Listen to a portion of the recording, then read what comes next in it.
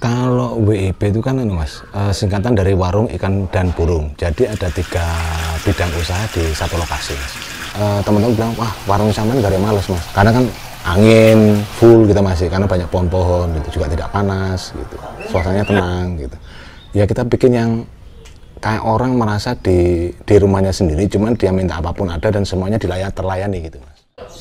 Nama saya Gama, saya pemilik warung WIB, warung ikan burung, berlokasi di Jalan Danau-Toba 2, nomor 79, Tegal Gede mas. Kalau WIB itu kan mas, singkatan dari warung, ikan, dan burung. Jadi ada 3 bidang usaha di satu lokasi mas. Awal kita membuat kolam koi pada awal 2020. Awal 2020, kebetulan ayah dulu sempat menjadi budidaya gurami mas, pembudidaya gurami, dan kolam gurami itu kita rombak sedemikian rupa sehingga pas untuk menjadi habitat ikan koi gitu mas. Kurang lebih waktu itu 90 jutaan mas, 90 jutaan, karena kita harus merombak struktur kolam untuk gurami dan koi kan nggak sama gitu. Artinya kalau gurami tidak membutuhkan chamber dan segala macam. Jadi ada yang 2 kolam kita jadikan 1, ada yang 1 kolam kita sekat menjadi 2 gitu. Banyaknya di situ karena ada pekerjaan membongkar merombaknya itu yang bikin banyak gitu. Waktu itu kurang lebih ada 10 kolam kita rombak menjadi 6 kolam mas. 6 kolam, 4 kolam ukuran 4 kali 2 meter dengan kedalaman 1 meter dan 1,25. Yang 2 kecil-kecil kita untuk pembesaran burai itu 40 kali 60, kedalaman 60 cm. Sebelum ke koi, saya ini kebetulan penggemar arwana, diskus, terus ikan kecil-kecil, ikan neon, moli gitu. Dan pangsa pasar itu lebih menarik ke koi.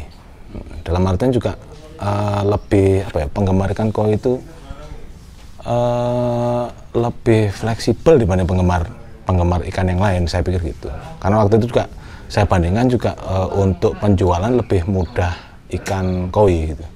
Mungkin pada waktu itu kan sedang ada pandemi COVID waktu itu, pandemi COVID, sehingga banyak orang itu kan biasanya mereka jalan-jalan keluar lebih banyak di rumah, menikmati hiburan di rumah.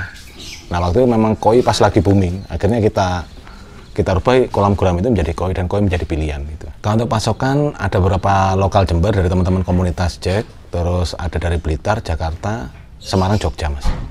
Awalnya kita ikut satu grup lelang WA di teman-teman Blitar, kemudian kita dapat undangan Jakarta, Semarang, Jogja gitu. Akhirnya ya banyak beberapa ikan-ikan lelangan yang kita menangkan ada di kolam itu mas.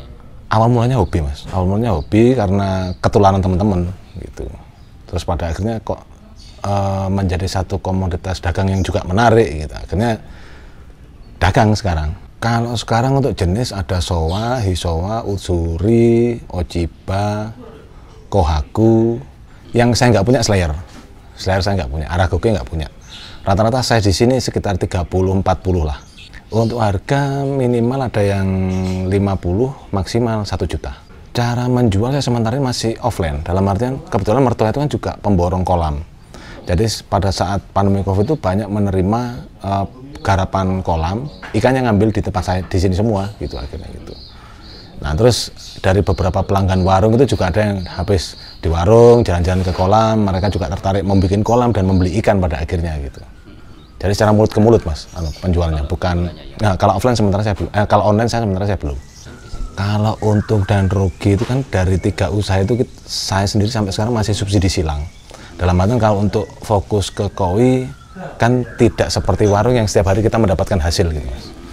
Jadi kadang yang 2 bulan sepi, bulan ketiga baru ada orang beli total 30 ekor seperti itu gitu mas. Tidak rutin kalau di tempat saya maksudnya, kalau di tempat saya gitu. Jadi kalau untuk masalah untung rugi itu kan biaya operasional koi kan tetap ada pakan, ada listrik yang tetap harus kita bayar gitu. Kalau rugi enggak lah kita mas. Jadi mungkin masih BEP aja lah kita. Kalau warungnya kedepannya kan sementara saya buat sebagai teras rumah masing-masing pelanggan gitu. Jadi gimana caranya saya bikin orang yang ngopi di sini atau minum kopi susu di sini itu seperti merasakan mereka berada di teras rumah mereka sendiri gitu mas. Makanya di sini ada beberapa pohon tinggi besar-besar yang sudah ada lama di kebun mas, tidak saya potong gitu. Bahkan saya ngalah warung ini menyesuaikan dengan pohon-pohon yang ada di sini gitu. Di sini ini kan memang ada manggis, sawo, rambutan, nangka, pete. Nah itu kalau musim tetangga itu biasanya tetangga sekitar ke sini. Mas aku nyuwun nongko nih, sampean go deh Bu, sampean ambil sendiri. Jadi sampai pelanggan di sini tuh kalau mau metik rambutan ya silakan. Mas aku ate metik ya seperti dewe, pokoknya nggak usah nggak, bilang gitu.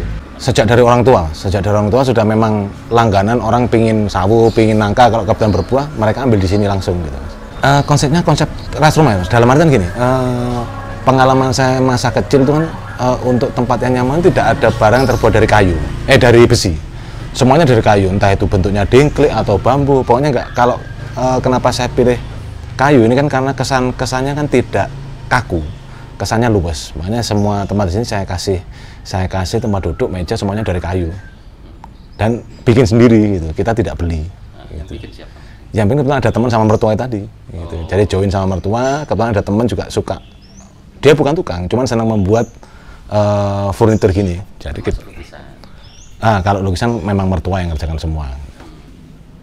Sasaran kita sebetulnya sih all segmen, Mas. Cuman dari beberapa bulan warung ini berdiri, kebanyakan pekerja. Jarang mahasiswa datang ke sini. Mungkin karena ini tempatnya nyelempit hidden place gitu di sini nih. Hidden gem kalau misalnya nih. Sunyi, jadi mungkin kalau teman-teman pekerjaan cari tempat yang mereka bisa healing atau apa gitu. Jadi nggak suasana terlalu rame gitu. Jadi mereka sering di sini tuh zoomnya mesti di sini, rapat-rapat kecil di sini. Mungkin cari yang tenang lah, nggak ada motor atau mobil seliweran itu. Padahal di tengah kota ya. Padahal tengah kota. Hidden game lah kalau sekarang yang istilah sekarang gitu. Kalau menu kami di sini, kami punya satu paket. Jadi satu paket itu harga 15.000, nasi putih, telur ceplok, sambal, tempe, minumnya es kopi susu gitu. Mungkin di tempat lain mungkin es teh, kita coba kopi susu karena es kopi susu kita yang di sini yang kita unggulkan di sini gitu, Mas.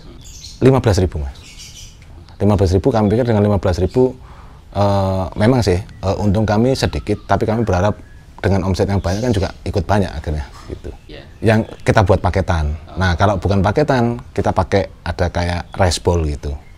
Ada ayam crispy, ayam saus mayo, ayam kecap gitu, Mas. Kita buka pukul 9. Kalau jadwal rutin jam 9 pagi sampai 11 malam. Cuman seringkali pelanggan di sini tuh jam 7 sudah datang. Mas, itu ke aku senang warung, yes buka-buka sendiri. Jadi kadang mereka di sini telepon, kak saya belum sampai di warung, teman-teman ini kadang-kadang, aku pengen gaya kopi ini, apaan anunya banyak, ininya sekian gram, mereka nimbang sendiri, buat sendiri. Kadang seperti itu, Mas. Jadi kadang jam 7:30 juga udah rame gitu. Jadi mungkin mereka habis briefing di kantor, langsung ke sini, nanti jam 10 mereka baru jalan gitu. Kalau malam sebetulnya jam 11. Cuman kadang kan karena ini warung, jadi kita nutup sampai pelanggan pulang gitu. Kadang pelanggan pulang jam 2 ya kita tutup jam 2. Pelanggan pulang jam 3 ya kita tutup jam 3 gitu. Tetap kita layani. Untuk konsepnya sih kita ya kayak sebenarnya sih awalnya kita nggak ada konsep, Mas. Cuman kemarin terproses gimana kalau kita membuat satu yang benar-benar menyatu dengan alam gitu. Artinya kita bikin suasana outdoor. Ya kalau ini kan semi outdoor, tidak outdoor murni. Cuman di sini juga, Mas, teman-teman bilang, "Wah, warung sampean nggak ada males, Mas." Karena kan angin full kita masih, karena banyak pohon-pohon itu juga tidak panas gitu, suasananya tenang gitu. Ya kita bikin yang kayak orang merasa di rumahnya sendiri, cuman dia minta apapun ada dan semuanya terlayani gitu, Mas. Awalnya ini kebun, Mas. Jadi kebun, bapak senang bercocok tanam di sini gitu. Jadi daun-daun jatuh itu dikumpulkan jadi satu, terus dijadikan pupuk sama bapak. Makanya di sini, alhamdulillah semua tanaman yang ditanam di sini nggak ada yang mati, Mas. Gitu. Karena tanahnya kelihatannya subur sih. Kadang rumputnya wis 2 hari sudah sepanjang tingginya sudah 5 cm gitu. 2 hari padahal cuman itu. Masih 2 hari. Kalau burung sementara saya fokuskan ke murai dulu, Mas. Dalam artian saya penggemar burung mulai tahun 2006 lah, 2006. Segala macam burung waktu itu. Cuman beberapa akhir-akhir ini kan saya lebih cocok ke murai karena menurut saya pribadi kicauan murai itu di antara burung kicau lainnya yang paling merdu lah, paling merdu. Ayam ngono-ngono Mas gitu. Itu dari mana? Ini kebetulan untuk anakan saya ambil dari teman-teman Jemberan aja mas, dari teman-teman komunitas peternak murai batu itu. Dan ini juga dijual? Dan juga dijual anaknya. Anaknya saya jual antara sekitar harga 1,5 sampai 2,5 lah mas. Bagaimana? Kalau sampai dengan saat ini, sementara warung menjadi penyubsidi dua usaha yang lain. Karena untuk burung dan juga ikan kan tidak setiap hari kita ada transaksi gitu mas. Jadi pendapatan lebih banyak didominasi oleh warung gitu. Oleh warung. Jadi warung ini membiayai biaya operasional ikan, biaya operasional burung itu sementara kita ambilkan dari warung. Dan memang kelihatannya sih sementara kita fokuskan di warung dulu gitu mas. Harapan pertama ya mas, sudah tidak ada subsidi silang. Masing-masing komunitas usaha itu sudah bisa membiayai dirinya sendiri. Yang pertama, yang kedua, ya insya Allah bisa naikkan haji sekeluarga sama teman-teman terdekat lah.